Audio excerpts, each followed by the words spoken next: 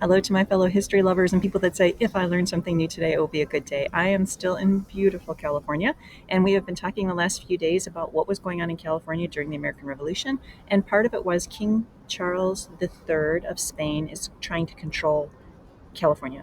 And in part, he's worried about an incursion from Russia. Yes, Russia. um, and what's happening is under Catherine the Great, the Russians are kind of moving across Siberia and eyeing up Alaska, which eventually they'll control. And then he thinks they're going to come down the Pacific coast, which is true. It does happen, but not during her reign. So what happens is she passes away and rule goes to her son, which is this is Tsar Paul I, who actually I think only rules for 5 years and then his officers kill him. But well, that's for another day.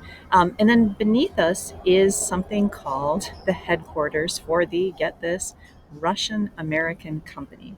So that is what's going to eventually lead to a fort built by the Russians, Fort Ross in Northern California, which we'll talk about tomorrow. But let's right now just talk about the Russian American company because it's actually really fascinating.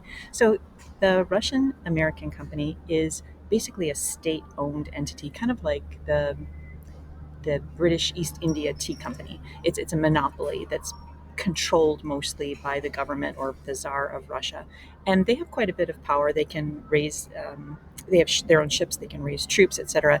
And the idea behind it is they're eyeing up expansion, just as most people are at this point in colonization.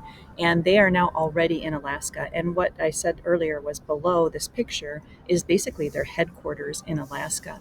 But one thing is that they want to expand that into California, and they will. So I'm going to talk about that tomorrow. But anyway, meanwhile, thank you for letting me share, and I will see you tomorrow, and I wish you a great day.